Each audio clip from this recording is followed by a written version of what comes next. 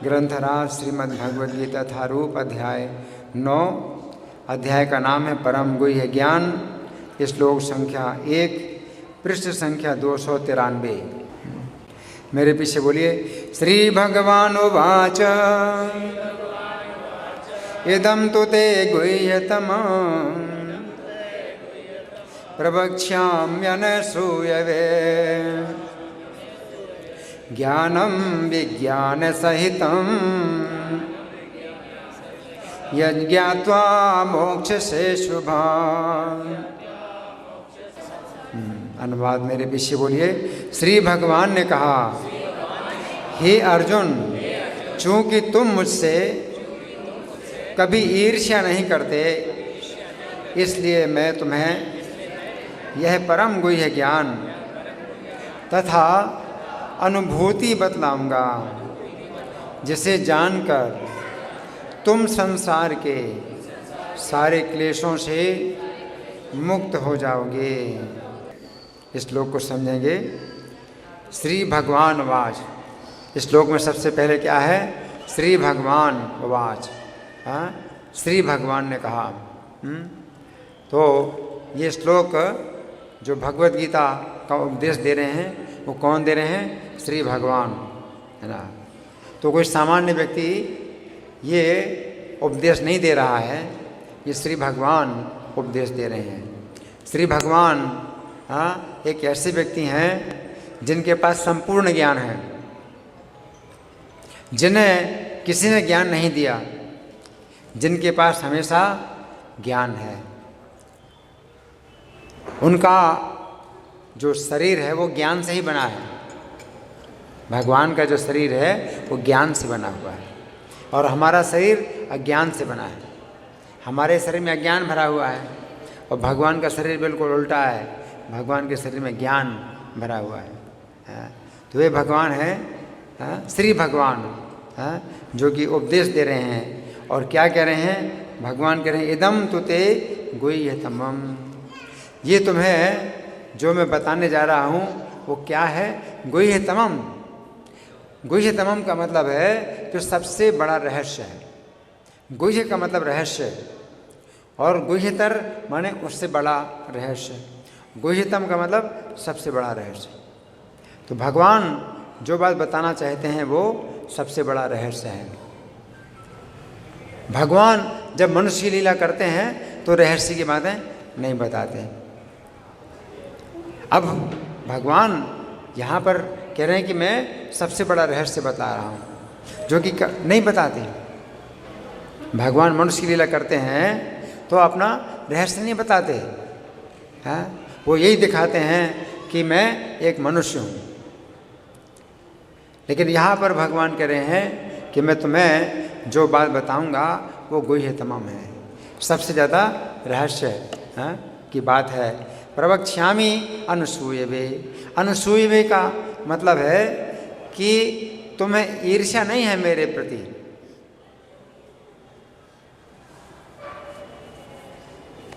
भगवान कह रहे हैं कि तुम्हें मेरे प्रति ईर्ष्या नहीं, इसीलिए मैं तुम्हें सबसे रहस्य की बात बताऊंगा। अपने रहस्य की बात व्यक्ति उसी से बताता है जिसको ईर्ष्या ना हो, है ना।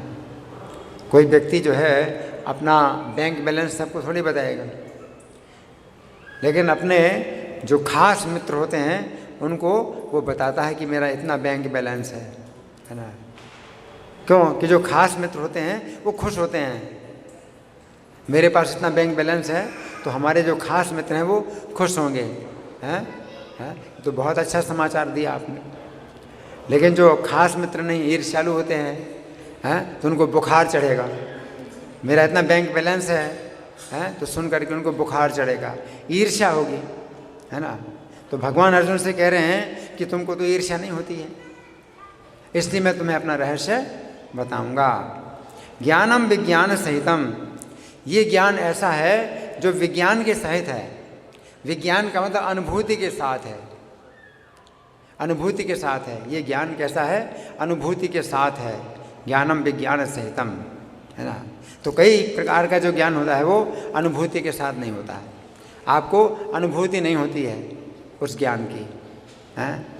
जैसे कि मान लीजिए हम कोई समाचार देते हैं कि अमेरिका में ऐसा होता है या रूस में ऐसा होता है, लोग ऐसे रहते हैं, तो आपको अनुभव नहीं होता इस चीज़ का।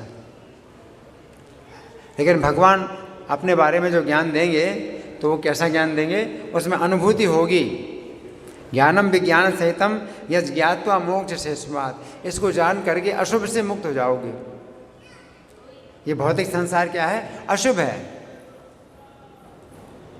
ये जो भौतिक संसार है ये अशुभ से भरा हुआ है, हाँ, जहाँ हमेशा अनिष्ट होता है, अनिष्ट घटनाएं होती हैं, जो हम नहीं चाहते वही होता है, अनिष्ट होता है ना। लेकिन भगवान कह रहे हैं कि इस ज्ञान को जान करके तुम अशुभ से मुक्त हो जाओगे, अनिष्टों से मुक्त हो जाओगे, कष्टों से मुक्त हो जाओगे, है ना। अब हम सुनेंगे प्रभुपाद तात्पर्य में क्या लिखते हैं। श्रील प्रभुपाद की जय। ज्यों ज्यों भक्त भगवान के विषयों में अधिकाधिक सुनता है, त्यों त्यों वह आत्म प्रकाशित होता जाता है। तो ये आत्म प्रकाशित, गीता के जो शब्द हैं ये सामान्य शब्द नहीं है। अगर आप सुनते हैं, गीता को सुनते हैं, तो प्रकाश आता है, आपको अंदर से प्रकाश आता है ना।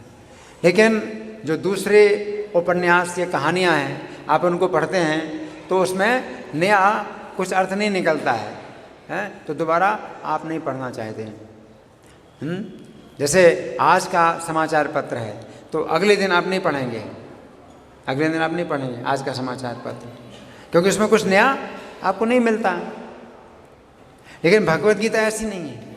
भगवत गीता एक समाचार पत्र है, ये भगवान ने जो दिया है समाचार, ये समाचार पत्र है गीता। तो ये जो है समाचार ऐसा है जो उसमें नया नया प्रकाश निकलता है, प्रकाश मिलता है। गीता को आप नहीं कह सकते हमने पढ़ लिया अब नहीं पढ़ना दोबारा। आप जितने बार पढ़ते हैं उसमें नया नया प्रकाश मिलता है। तो प्रभुपाद ये लिख रहे हैं तात्पर्य में कि ज्यों ज्यों भक्त भगवान के विषयों में अधिकाधिक सुनता है, त्यों त्यों वह आत्म प्रकाशित होता जाता है। अंदर ही प्रकाश होता है, उसको अपना प्रकाश होता है, अपना ज्ञान होता है। आज की शिक्षा में अपना ज्ञान होता ही नहीं। आज की जो शिक्षा है ये आपको अपना ज्ञान तो देती नहीं है, दुनिया भर का ज्ञान देती है, लेकिन अपना ज्ञान नहीं देती कि आप क्या हैं। आज की जो शिक्षा है वो आपका ज्ञान ही नहीं देती, शरीर के अंदर आत्मा को मानती नहीं है। आज का जो विज्ञान है शरीर के अंदर आत्मा को ही नहीं मानता। और आज का विज्ञान क्या कहता है कि शरीर जब छूट जाता है तो सब कुछ नष्ट हो जाता है, कोई जीवन, अगला जीवन ही नहीं है, जबकि अगला जीवन है। आज का विज्ञान पिछले जीवन को नहीं मानता कि पहले भी आपका कोई जीवन था, इतना ज्ञान। तो आत्मा का प्रकाश है ही नहीं। आज के विज्ञान में आत्मा का अंधकार है, पूरा अंधकार। तो आप दुनिया भर की बातें आप जानते हैं, आज की शिक्षा में दुनिया भर की बातें जानते हैं, लेकिन अपने को नहीं जाना तो क्या जाना, सब बेकार। तो आज की शिक्षा इसलिए बेकार है, केवल खाने पेट भरने के लिए है। आज की शिक्षा, इसमें मनुष्य के जीवन का कोई जो है शिक्षा ही नहीं है। अपना आपको जो है प्रकाश ही नहीं होता है, आपको अंधकार में रखा जाता है। आपको क्या बताया जाता है, पिछला जीवन भी नहीं था आपका, ना अगला जीवन होगा। जबकि गीता शुरू होती है इसी ज्ञान से कि शरीर के अंदर जो आत्मा है वो कभी नष्ट नहीं होता है। ऐसा कभी समय नहीं था जब मैं नहीं था, तुम नहीं थे, ये नहीं थे, ये नहीं थे। यहाँ जितने लोग बैठे हैं कभी ऐसा समय नहीं था कि हम लोग नहीं थे, और आगे भी कभी ऐसा समय नहीं होगा कि हम लोग नहीं रहेंगे। शरीर बदलता है, तो आपने कितने शरीर बदले हैं, इनकी कोई गिनती नहीं, कितने शरीर बदले हैं। और अगर इसी प्रकार से चलोगे, गीता को नहीं समझोगे, तो शरीर फिर बदलते रहोगे, वही कष्ट की स्थिति है। शरीर बदलना एक कष्ट की स्थिति है, कष्ट है शरीर बदलने में, जन्म मरण। तो आत्म प्रकाश जो है हमें भगवत गीता से प्राप्त होता है। ये मनुष्य के लिए एक सामान्य ज्ञान है कि अगला जीवन होगा और पिछला जीवन था। पिछले जीवन के कर्मों के कारण हमें ये शरीर प्राप्त हुआ है, इस जीवन के कर्मों के कारण अगला शरीर प्राप्त होगा। ये सामान्य बात है। तो भगवत गीता का जो ज्ञान है वो यहीं से शुरू होता है, और आज के विज्ञान में ये ज्ञान ही नहीं है। तो भगवत गीता का जो स्तर है, ज्ञान का स्तर है, वो बहुत ऊंचा है आज के विज्ञान की तुलना में। आज का विज्ञान वहाँ उस भगवत गीता के शुरुआत को भी नहीं पकड़ सकता।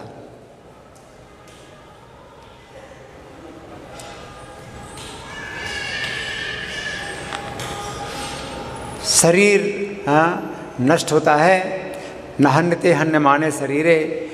शरीर के नष्ट होने पर आत्मा नष्ट नहीं होता है।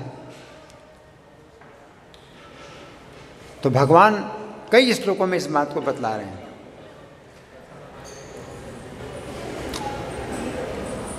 किसी प्रकार से भी आत्मा नष्ट नहीं होता है। नैनम छिन्दन्ति शस्त्राणि, शस्त्र भी इसको नहीं काट सकते। नैनम दहति पावका, अग्नि इसको नहीं जला सकता। न चेलम क्लेदयन्ति आपो, पानी इसको भिगो नहीं सकता। न शोषयति मारुतः, हवा इसको सुखा नहीं सकती। तो भगवत गीता आप जितना पढ़ते हैं तो त्यों त्यों आत्म प्रकाशित हम होते हैं, हमें आत्मा का प्रकाश प्राप्त होता है। आगे पढ़ते हैं, ये श्रवण विधि श्रीमद् भागवत में इस प्रकार अनुमोदित है। श्रवण की विधि है। जैसे अभी आप सुन रहे हैं तो श्रवण की विधि है। तो श्रीमद् भागवत ने इसका अनुमोदन किया गया है। भगवान के संदेश शक्तियों से पूरित होते हैं। ये गीता का जो संदेश है इसमें बहुत शक्ति है। ये मत सोचिए कि आप यहाँ बैठे हैं तो ठीक है ऐसे सुन लिया, सुनना था सुन लिया, क्या फ़र्क पड़ता है? बहुत फ़र्क पड़ता है। इसमें बहुत शक्ति है। भगवान के संदेश में बहुत शक्ति है। शक्ति से पूरित होते हैं जिनकी अनुभूति तभी होती है जब भक्तजन भगवान संबंधी कथाओं की परस्पर चर्चा करते हैं। जब भक्त लोग भगवान की परस्पर चर्चा करते हैं, है ना, तो हम कुछ बता रहे हैं तो फिर आप कुछ प्रश्न पूछें, और इस प्रकार से जब चर्चा होती है एक दूसरे के साथ, तो इसमें शक्ति का अनुभव होता है। अनुभव होता है शक्ति का। इसे मनोधर्मियों या विद्यालयीन विद्वानों के सानिध्य से नहीं प्राप्त किया जा सकता, क्योंकि अनुभूत ज्ञान विज्ञान है। तो हमें भक्तों के मुँह से सुनना होता है। ये ज्ञान आज के विद्यालय में नहीं मिलता। ये ज्ञान कैसे मिलता है? जब हम महात्माओं की शरण लेते हैं, उनकी सेवा करते हैं, उनसे प्रश्न करते हैं, तो हमें ये ज्ञान प्राप्त होता है। आगे प्रभुपाद लिखते हैं, भक्तगण परमेश्वर की सेवा में निरंतर लगे रहते हैं। जो भक्त होते हैं, जो इस ज्ञान को देते हैं, ये परमेश्वर की सेवा में निरंतर लगे रहते हैं। ये माया की सेवा नहीं करते, है ना। माया की सेवा का मतलब अपनी इंद्रिय तृप्ति के लिए ही लोग कर्म करने हैं।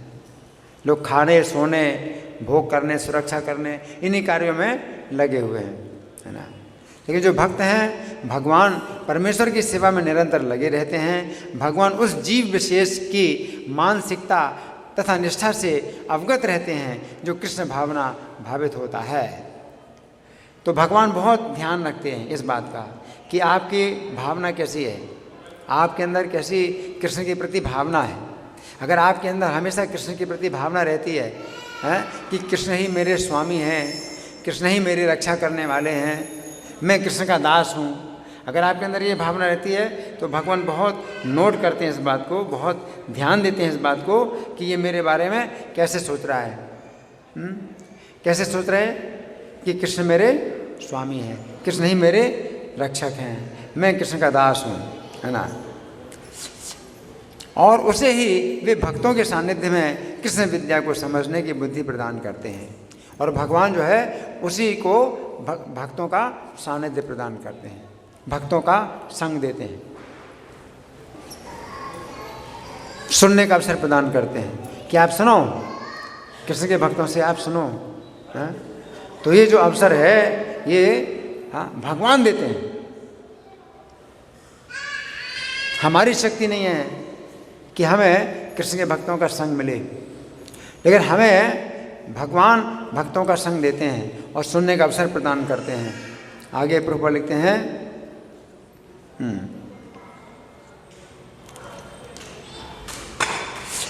कृष्ण की चर्चा अत्यंत शक्तिशाली है और यदि सौभाग्यवश किसी को ऐसी संगति प्राप्त हो जाए और वो इस ज्ञान को आत्मसात करे तो वह आत्म साक्षात्कार की दिशा में अवश्य प्रगति करेगा। तो आत्म साक्षात्कार की दिशा में हमें प्रगति होती है। तो आत्म साक्षात्कार की दिशा में जब उन्नति होती है तो हमारा भौतिक संसार में जो इंद्रिय तृप्ति है इनमें हमारी रुचि नहीं रहती है, हमारी रुचि होती है कृष्ण की कथा में, कृष्ण की चर्चा में रुचि होती है। आगे प्रभुपाद लिखते हैं, कृष्ण अर्जुन को अपनी अलौकिक सेवा में उच्च से उच्चतर स्तर तक उत्साहित करने के उद्देश्य से इस नवे अध्याय में उन्हें परम गुह्य बातें बताते हैं जिन्हें इसके पूर्व उन्होंने अन्य किसी से प्रकट नहीं किया था। तो यहाँ पर आज के श्लोक में भगवान कह रहे हैं कि सबसे ज़्यादा जो रहस्य है वो मैं तुम्हें बताऊँगा, है ना। तो प्रभुपाद कहते हैं कि कृष्ण अर्जुन को और ज़्यादा से ज़्यादा रहस्य की बातें बता रहे हैं, जितना पहले बताया था उससे और आगे की बातें, और जो छिपे हुए जो रहस्य हैं वो भगवान बता रहे हैं, जिन्हें इसके पूर्व उन्होंने अन्य किसी से प्रकट नहीं किया था। क्योंकि सामान्यतः भगवान मनुष्य की लीला करते हैं और मनुष्य की लीला में वे अपने को भगवान नहीं बताते। इस समय गीता में भगवान अपने को भगवान बता रहे हैं, अपना जो रहस्य है वो अभी बता रहे हैं। इसलिए कृष्ण कहते हैं कि मैं सबसे बड़ा रहस्य बता रहा हूँ। आगे भगवत गीता का प्रथम अध्याय शेष ग्रंथ की भूमिका जैसा है। पहला अध्याय क्या है? भूमिका। पहले अध्याय में भगवान ने उपदेश नहीं दिया, लेकिन भूमिका है, उपदेश की भूमिका, है ना। भूमिका का मतलब क्या है? पृष्ठभूमि है कि जो धरातल है, जब धरातल बनता है तो उसके ऊपर फिर जो भवन है वो तैयार होता है। तो भगवत गीता का जो उपदेश है वो किस धरातल पर है? वो पहला अध्याय है। अर्जुन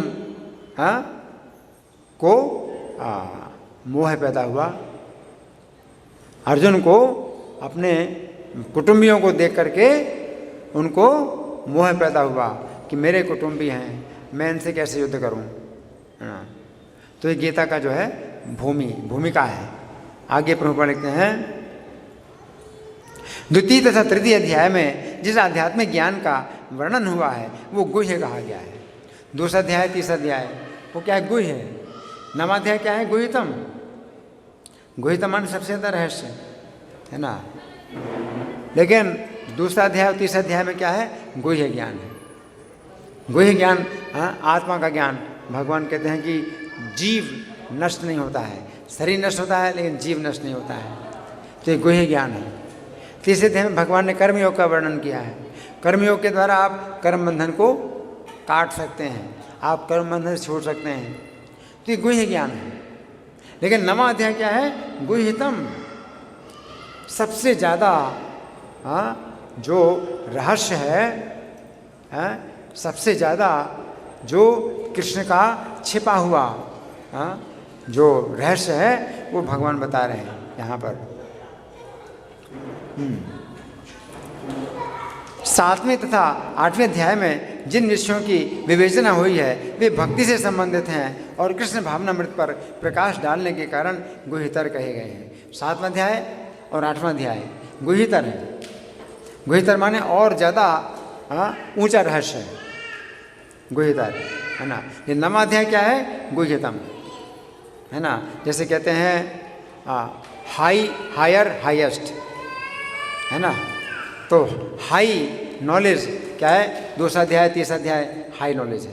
फिर हायर नॉलेज सातवां अध्याय, आठवां अध्याय, और फिर हाईएस्ट नॉलेज नवा अध्याय, है ना। तो भगवान यहाँ बता रहे हैं हाँ, किंतु 9वें अध्याय में तो अनन्य शुद्ध भक्ति का ही वर्णन हुआ है। ये बहुत बड़ी बात है, हाईएस्ट। इसमें क्या है? अनन्य शुद्ध भक्ति का वर्णन हुआ है। फलस्वरूप ये परम गुह्य कहा गया है। परम गुह्य, ये गुह्यतम है ना। जिसे कृष्ण का ये परम गुह्य ज्ञान प्राप्त है वो दिव्य पुरुष है। अतः इस संसार में रहते हुए भी उसे भौतिक क्लेश नहीं सताते। इस संसार में रहते हुए भी आपको क्लेश नहीं सताएंगे, ये कितनी बड़ी बात है। ये संसार क्लेश से भरा है, कष्टों से भरा है। और इस संसार में रह कर के भी आपको कष्ट ना हो, आप कष्टों से मुक्त रहें, कितनी बड़ी बात है। ये 9वां अध्याय कैसा है? ऐसा ज्ञान है। एक तो भगवान का धाम है, वहाँ जाएं तो कोई क्लेश नहीं, कोई कष्ट नहीं है। लेकिन इस संसार में रह कर के भी अभी आप भगवान के धाम नहीं गए, क्योंकि जब तक जीवन है तो भौतिक संसार में तो रहेंगे। लेकिन तो भी यहाँ रहते, जब तक आप रहते हैं तब तक भी आपको कष्ट नहीं सताता, तो ये बड़ी बात है। जैसे प्रभुपाद 70 साल की अवस्था में विदेश में गए, अकेले गए, पैसा भी साथ में नहीं। 70 साल की अवस्था में तो वृद्धावस्था के बड़े कष्ट आते हैं। अगर उनको कष्ट होता तो वो क्यों जाते अकेले और बिना पैसे के जाते, बिना किसी सहायक के गए। ना कोई उनके साथ सहायक था, ना पैसा था, अकेले गए, है ना। कैसे गए? उनके पास शक्ति थी, वो कष्टों से छूटे थे।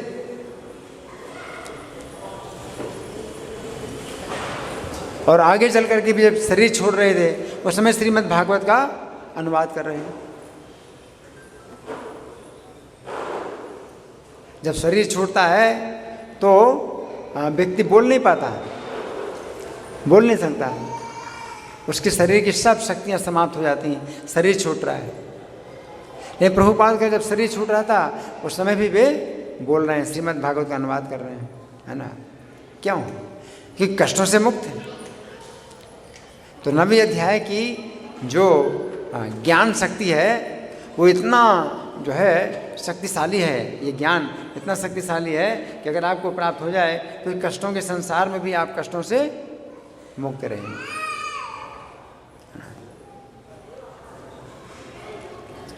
तो शरीर में तो कष्ट था, शरीर में कष्ट था, लेकिन तो भी वे कृष्ण की सेवा में लगे रहे। उनके पास ऐसी शक्ति मिल रही थी। आगे प्रभुपाद लिखते हैं, भक्ति रसामृत सिंधु में कहा गया है कि जिसमें भगवान की प्रेमा भक्ति करने की उत्कृष्ट इच्छा होती है वो भले ही इस जगत में बद्ध अवस्था में रहता हो किंतु उसे मुक्त मानना चाहिए। है क्या बताया गया है कि सेवा करने की अगर इच्छा है तो बंधे हैं तो भी मुक्त है। इस संसार में बद्ध अवस्था है, हमारी अवस्था इस संसार में बद्ध है।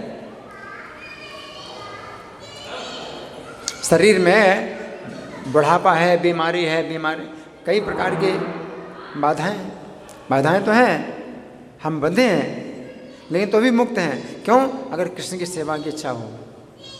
यहाँ यश हरेर दास से कर्मणा मन सागिरा। अगर कृष्ण की सेवा में आपकी इच्छा है, कर्म से भी और मन से भी और वाणी से भी सेवा करने की इच्छा हो, अगर आप कृष्ण की सेवा करने की इच्छा करते हैं शरीर से भी, मन से भी और वाणी से भी, तो आप जीवन मुक्त हैं। हर अवस्था में आप जीवन मुक्त हैं अगर आपके अंदर इच्छा हो कृष्ण की सेवा करने की, है ना। तो यहाँ प्रभुपाद लिखते हैं, इसी प्रकार भगवद गीता के 10वें अध्याय में हम देखेंगे कि जो भी इस प्रकार लगा रहता है वो मुक्त पुरुष है। इस प्रथम श्लोक का विशिष्ट महत्व है, इदम ज्ञानम, ये ज्ञान शब्द शुद्ध भक्ति के द्योतक हैं जो 9 प्रकार की होती है। भगवान की भक्ति 9 प्रकार की होती है। पहली क्या है? श्रवणम, श्रवण यानी सुनना, पहली भक्ति है श्रवणम। दूसरी है कीर्तनम, कीर्तन सुनाना, है ना।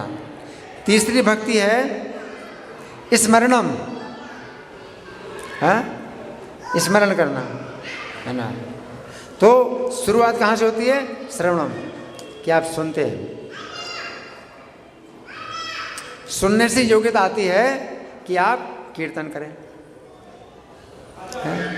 और श्रवण और कीर्तन अगर आप करते हैं तो फिर योग्यता आती है स्मरण करने की। एकदम से आप स्मरण नहीं कर सकते।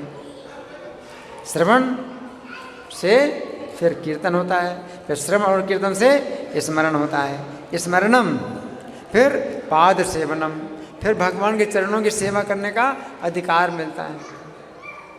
ये और आगे की स्थिति है। पाद सेवनम, फिर अर्चनम, भगवान की पूजा करने का अवसर मिलता है।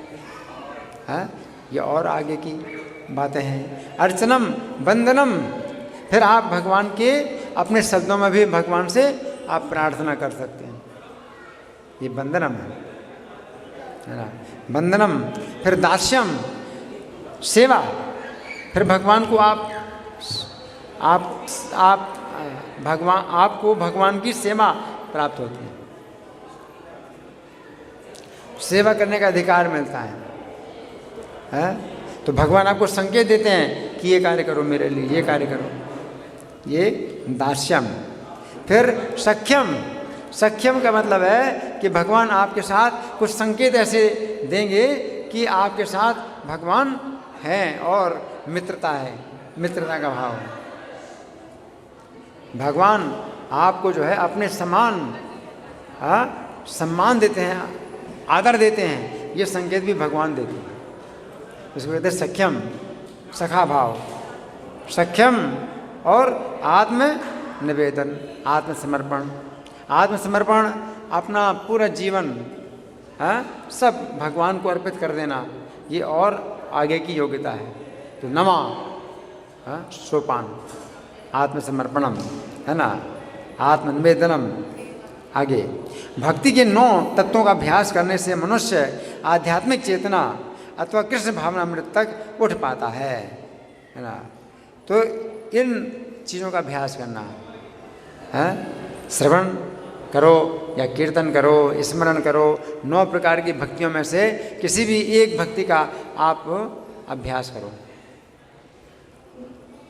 तो हमेशा लगे रहो, चाहे किसी एक ही भक्ति में लगे रहो, लेकिन लगना है। अगर हमेशा लगे रहते हैं तो 9 प्रकार की भक्तियों में से 9 की 9 भक्तियों में आप लगे रहते हैं या किसी एक भक्ति में लगे रहते हैं। लेकिन अगर आप लगे रहते हैं तो क्या होता है? आध्यात्मिक चेतना अथवा कृष्ण भावनामृत तक उठ पाते हैं। इस प्रकार जब मनुष्य का हृदय भौतिक कलमश से शुद्ध हो जाता है तो वह कृष्ण विद्या को समझ सकता है।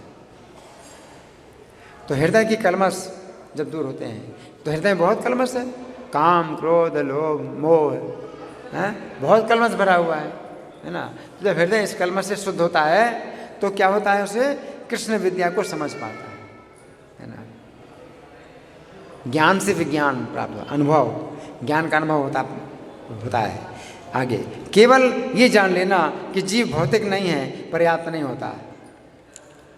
इतना तो जानना शुरुआत की बात है कि जीव भौतिक नहीं है। भौतिक नहीं मतलब जन्म नहीं लेता, मरता नहीं है। जीव आध्यात्मिक है मतलब जन्म नहीं लेता है, मरता नहीं है। तो ये जो है जानना आवश्यक है लेकिन पर्याप्त नहीं है। जानना जरूरी है लेकिन इतना पर्याप्त नहीं है। जैसे भोजन के साथ भोजन के साथ पानी की भी आवश्यकता है। पानी पीना जरूरी है, ये पानी पीना पर्याप्त थोड़ी है।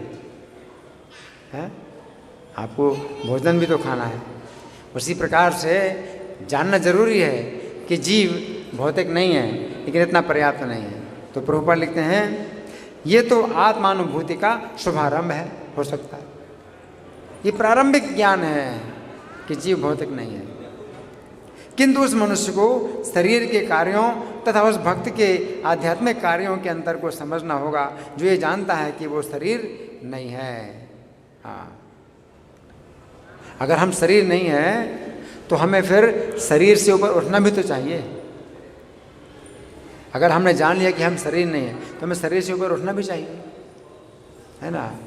तो फिर ये थोड़ी कि शरीर के ही धरातल पर काम कर रहे हैं, हम शरीर नहीं है और शरीर के धरातल पर काम कर रहे हैं। फिर आपको शरीर से ऊपर उठना भी चाहिए, शरीर से ऊपर के धरातल पर कार्य करना चाहिए। आगे प्रभुपाद लिखते हैं, हाँ, 7वें अध्याय में भगवान की ऐश्वर्यमयी शक्ति, उनकी विभिन्न शक्तियों परा तथा अपरा तथा इस भौतिक जगत का वर्णन किया जा चुका है। अब 9वें अध्याय में भगवान की महिमा का वर्णन किया जाएगा। तो 9वां अध्याय जो है विशेष है। इसमें क्या वर्णन हुआ है? भगवान की महिमा का वर्णन हुआ है। हाँ। इस श्लोक का अनुसूयवे शब्द भी अत्यंत महत्वपूर्ण है। अनुसूयवे का मतलब ईर्ष्या रहित। मैं तुम्हें ये परम गोपनीय ज्ञान दे रहा हूँ, क्यों? क्योंकि तुम अनुसूयवे हो। अनुसूयवे मतलब ईर्ष्या रहित हो, तुम्हारे अंदर ईर्ष्या नहीं है। आगे प्रभुपाद लिखते हैं, सामान्यतया बड़े से बड़े विद्वान भाष्यकार भी भगवान कृष्ण से ईर्ष्या करते हैं। तो ऐसे कई टीकाएं हैं गीता की कई टीकाएं हैं जिनमें अर्थ को ढक दिया गया है। भगवान जो कह रहे हैं उस बात को ढक दिया गया है, भगवान की महिमा को ढक दिया गया है। जहाँ कृष्ण कहते हैं मेरी शरण में आओ, तो टीकाकार क्या लिखते हैं व्याख्या में कि हमें कृष्ण की शरण नहीं लेना है, कृष्ण के अंदर जो निराकार है उसकी शरण लेनी है। तो ईर्ष्यालु है वो, विद्वान गीता की विद्वान हैं, लेकिन कैसे हैं? ईर्ष्यालु हैं। इसलिए गीता के अर्थ को ढक देते हैं। कृष्ण कह रहे हैं मेरी शरण में आओ। जो अर्जुन के सारथी हैं, अर्जुन का रथ चला रहे हैं, वो कहते हैं मेरी शरण में आओ, हैं? और आप ईर्ष्यालु हैं, इसलिए क्या कहते हैं कि नहीं, कृष्ण की शरण नहीं लेना है, वो निराकार की शरण लेनी। तो निराकार की बात कहाँ से आ गई है? जब कृष्ण कह रहे हैं कि मेरे शरण में आओ, है ना। तो यहाँ प्रभुपाद लिखते हैं कि सामान्यतया बड़े से बड़े विद्वान भाष्यकार भी भगवान कृष्ण से ईर्ष्या करते हैं। यहाँ तक कि बहुश्रुत विद्वान भी भगवद गीता के विषय में अशुद्ध व्याख्या करते हैं। तो व्याख्या बड़ी अशुद्ध है। वो कहते हैं कृष्ण के अंदर कुछ है निराकार वस्तु, उसकी शरण लेनी है, कृष्ण की शरण नहीं लेनी। लेकिन कृष्ण के अंदर और बाहर में कोई अंतर ही नहीं है। कृष्ण का जो शरीर है सच्चिदानंद विग्रह है, शरीर जो है सच्चिदानंद है उनका, तो उनकी आत्मा में और शरीर में अंतर ही नहीं है। फिर आप कहते हैं कि कृष्ण की शरण नहीं लेना है, कृष्ण की आत्मा की शरण लेनी है, अंदर कुछ है उसकी शरण लेनी है, कृष्ण की शरण नहीं लेनी है। तो ईर्ष्या है ना। कृष्ण का नाम भी है परम पवित्र है, कृष्ण के गुण, कृष्ण की लीलाएं, कृष्ण का शरीर परम पवित्र है, कोई अंतर नहीं है, कृष्ण की आत्मा में और कृष्ण के नाम में, कृष्ण के शरीर में कोई अंतर नहीं है ना। परम ब्रह्म है, परम धाम है ना। तो कृष्ण वो है, परम ब्रह्म है, परम धाम है। आगे प्रभुपाद लिखते हैं, चूंकि वे कृष्ण के प्रति ईर्ष्या रखते हैं अतः उनकी टीकाएं व्यर्थ होती है। तो बेकार की टीका है। कृष्ण से ईर्ष्या करते हैं तो गीता पढ़ करके आपको और ज़्यादा क्या होगा, गलत दिशा मिलेगी। सोचिए, कृष्ण जो कुछ कह रहे हैं उसको बदल रहे हैं, वो अपनी व्याख्या के द्वारा कृष्ण की बात को ही बदल रहे हैं। और इस तरह से लोगों को कृष्ण से दूर कर रहे हैं। तो गीता में कृष्ण साफ कह रहे हैं मेरे शरण में आओ, और वो अपनी व्याख्या के द्वारा कहते हैं कृष्ण की शरण मत लो।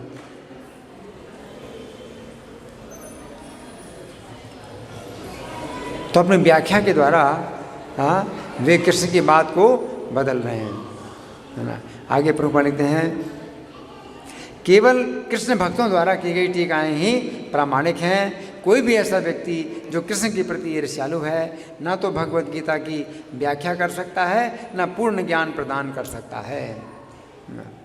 तो यहाँ पर भगवान अर्जुन से कह रहे हैं कि तुम्हारे अंदर ईर्ष्या नहीं है, इसलिए मैं तुम्हें बताऊंगा। तो भगवान उस व्यक्ति को बता रहे हैं अपना ज्ञान जिसके अंदर ईर्ष्या नहीं है। तो वो कैसा करेगा, वो क्या करेगा, वो दूसरों को उसी प्रकार से ज्ञान देगा, बदलेगा नहीं।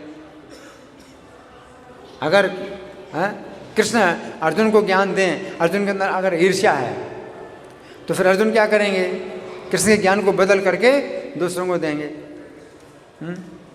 और कृष्ण ने कुछ कहा है और वो जो है कुछ और बताएंगे कि कृष्ण ने ये कहा। तो ईर्ष्यालु व्यक्ति ऐसे ही करता है। अगर आपके अंदर ईर्ष्या है, मैं आपको कुछ बताऊंगा तो आप मेरी बात दूसरों को बदल करके बताएंगे, जिससे कि मेरी बात का जो है महत्व खत्म हो जाए, अपनी बात जोड़ देंगे। तो कृष्ण जो है ऐसे व्यक्ति को ज्ञान नहीं दे रहे हैं जिसके अंदर ईर्ष्या है। कृष्ण अर्जुन को ज्ञान दे रहे हैं जिनके अंदर ईर्ष्या नहीं है ना।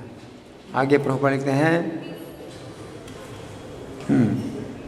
जो व्यक्ति कृष्ण को जाने बिना उनके चरित्र की आलोचना करता है वह मूर्ख है। तो ईर्ष्यालु जो है कृष्ण के चरित्र की निंदा करते हैं, कृष्ण के चरित्र की निंदा करते हैं कि ब्रज में वो जो है चोरी करते थे या छेड़ते थे, स्त्रियों को छेड़ते थे। तो कई प्रकार की निंदा करते हैं, लेकिन कृष्ण को जानते ही नहीं। तो प्रभुपाद कह रहे हैं कि अगर वो कृष्ण को नहीं जानते हैं तो कृष्ण की व्यर्थ है, उनके चरित्र की आलोचना करते हैं, वे मूर्ख हैं। अतः ऐसी टीकाओं से सावधान रहना चाहिए। जो व्यक्ति ये समझते हैं कि कृष्ण भगवान है और शुद्ध तथा दिव्य पुरुष हैं, उनके लिए वे ये अध्याय लाभप्रद होंगे। तो कृष्ण भगवान है, सबसे पहले हमें जानना है श्री भगवान वाच। कृष्ण जब कह रहे हैं श्री भगवान वाच, तो श्री भगवान अगर बोल रहे हैं तो उनकी बात में हमारे विचार का क्या महत्व है, अपने विचार जोड़ने का क्या महत्व है। तो जो टीकाकार होते हैं वो क्या कहते हैं कि कृष्ण के तो ये विचार हैं, लेकिन मेरे विचार ये हैं। ये क्या है? कृष्ण के विचारों को जो है बताते हैं कि गीता में कृष्ण के तो ये विचार हैं, परंतु मेरे विचार से ऐसा है। आपके विचार का क्या महत्व है? कृष्ण के विचार, जहाँ कृष्ण के विचार हैं वहाँ आप अपने विचार दे रहे हैं। आपके विचार का क्या महत्व है? जैसे दूध है तो बड़ा पौष्टिक होता है, अमृत जैसा है दूध। ये सांप जो है अपना उसमें मुंह लगा दे तो क्या होता है, जहरीला हो जाता है। तो आपके विचार उसी प्रकार हैं, जहर की तरह। अपने विचार उसमें कृष्ण के विचार में जोड़ दिए तो उसी प्रकार से जैसे दूध को सांप ने जूठा कर दिया, अब ये दूध क्या हो गया, जहरीला हो गया। तो ऐसे टीकाकार हैं जो गीता की टीका करते हैं, अपने विचार उसमें जोड़ देते हैं। तो उसी प्रकार से कि दूध में जैसे सांप ने अपना मुंह लगा दिया और सब दूध क्या हो गया, दूषित हो गया। तो गीता का संदेश दूषित कर देते हैं। तो ऐसी बहुत सी टीकाएं हैं गीता की जो कि दूषित हैं, वो नहीं सुनना चाहिए, उनको नहीं पढ़ना चाहिए, हैं? तो प्रभुपाद ये बता रहे हैं। आगे प्रभुपाद लिखते हैं, जो व्यक्ति ये समझते हैं कि कृष्ण भगवान हैं और शुद्ध तथा दिव्य पुरुष हैं, उनके लिए ये अध्याय लाभप्रद होंगे। तो यही समझना है कि कृष्ण की बात में हमें अपनी बात नहीं जोड़नी है। कृष्ण जो कुछ कहते हैं वही सही है और बाकी सब बेकार। तो प्रभुपाद ने मतलब सीधी सीधा बोल दिया कि हमारा एक ही सिद्धांत है, जो कुछ कृष्ण ने कहा है गीता में वो सही है, बाकी सब गलत है। बस इसमें कोई विवाद ही नहीं है। अब कोई विवाद नहीं रह गया कि नहीं हम इसमें जो है ये भी इनकी बात भी हो सकती है, इस पर भी विचार करना, उस पर भी विचार करना, कोई विचार करने की बात ही नहीं है ना। तो इस अध्याय इस श्लोक का प्रभुपाद का तात्पर्य समाप्त हो गया है। अब श्री भगवान ने कहा से कि अंदर से हम कुछ पढ़ के सुनाएंगे। भागवत 10:31-3 में गोपियाँ श्री कृष्ण से कहती हैं कि हे श्री कृष्ण, जिस समय कालिया सर्प के कारण यमुना जी का जल विषैला हो गया था तथा उस विषैले जल को पीकर सभी बछड़े तथा बालक मृतक हो गए थे, उस समय आपने अपनी दृष्टि के ही द्वारा उन्हें जीवित कर दिया था। फिर जिस समय अघासुर नामक अजगर के पेट में प्रवेश करने के कारण सभी बालक मृतक हो गए थे, उस समय भी आपने अपनी कृपा दृष्टि से उन्हें जीवित किया था।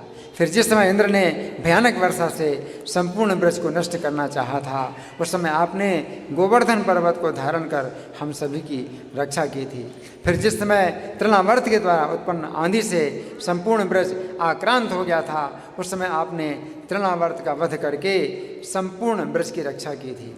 फिर जिस समय बैल के रूप में अरिष्टासुर से संपूर्ण ब्रज को भय प्राप्त हुआ था, उस समय आपने अरिष्टासुर का वध करके संपूर्ण ब्रजवासियों की रक्षा की थी। फिर जिस समय व्योमासुर के द्वारा बालकों का अपहरण हो गया था, उस समय आपने व्योमासुर का वध करके सभी बालकों के जीवन की रक्षा की थी।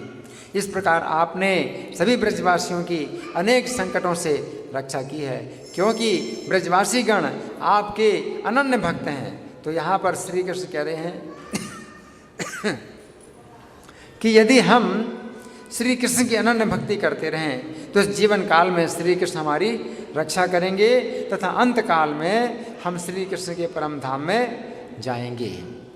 इस श्लोक के बंगाली पद्यानुवाद में श्रील प्रभुपाद लिखते हैं, ये बार हे अर्जुन सुन असूया रहित, यही एक गुह्यतम कही तब हित, यह है ज्ञान आर विज्ञान सम्मत, जानिले से मुक्त है सर्व अशुभत। यहाँ पर श्री कृष्ण अर्जुन से कह रहे हैं जानने से मुक्त है सर्व अशुभत है, अर्थात हे अर्जुन, यदि तुम अनन्य भक्ति के सिद्धांत को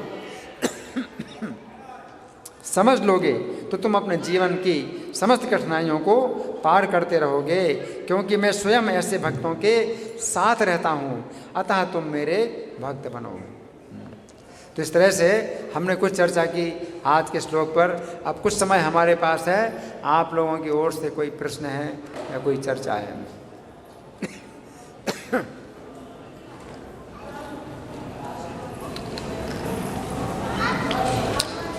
मैं प्रश्न करूं? ठीक है, मैं प्रश्न करता हूं। तो भगवान कह रहे हैं अर्जुन से कि तुम्हारे अंदर ईर्ष्या नहीं है, इसीलिए मैं तुम्हें ये सबसे बड़ा अपना रहस्य बता रहा हूं। तो इसका क्या मतलब है? भगवान कह रहे हैं तुम्हारे अंदर ईर्ष्या नहीं इसलिए बता रहा हूं, इसका क्या अर्थ है? कौन बताएगा? हाँ बोलो। हैंड माइक है? नहीं है? हाँ बोलो।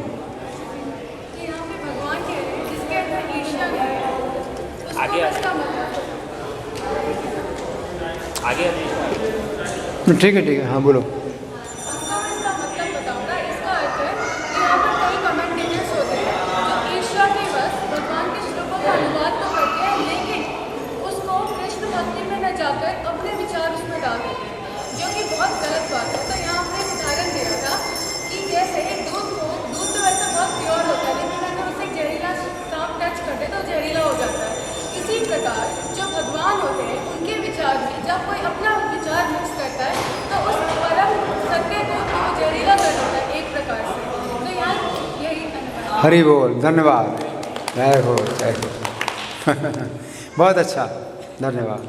हरे कृष्ण। ग्रंथराज श्रीमद् भगवद गीता की जय, श्रील प्रभुपाद की जय, राधा पार्थसारथी ललिता विशाखा की जय, गौर निताई की जय, सीताराम लक्ष्मण हनुमान की जय हो।